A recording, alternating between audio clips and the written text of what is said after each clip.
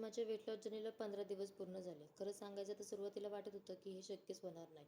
पण हळूहळू छोटे-छोटे बदल केल्यावर त्याचा खूप छान परिणाम दिसायला लागला. पहिले काही दिवस क्रेव्हिंग्ज कंट्रोल करणं खूप अवघड गेलं.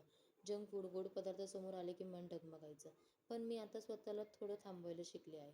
पाण्याचं प्रमाण देखील वाढवलं, दररोज थोडं चालणं, एक्सरसाइज करणं सुरू केलं आहे. हे लहानसे बदल पण सातत्याने केले तर खरंच फरक जाणवतो. आज 15व्या दिवशी स्केलवरचा नंबरही बदलताना पाहिला. शरीर हलकं वाटतंय, चेहऱ्यावर ग्लो दिसतोय आणि सर्वात महत्त्वाचं म्हणजे मनातला आत्मविश्वास परत येतोय. मी हे शिकले की वेट लॉस म्हणजे फक्त वजन कमी करणं नाही, तर स्वतःकडे लक्ष देणं, शरीराला वेळ देणं आणि हेल्दी लाईफस्टाईल स्वीकारणं.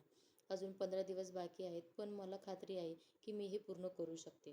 कारण बदल दिसतोय आणि तो बदल मला पुढे जाण्यासाठी प्रेरणाही देतोय.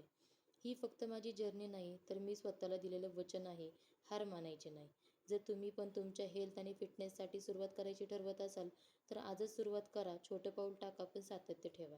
कारण बदल हळूहळू होतो, पण तो नक्की होतो.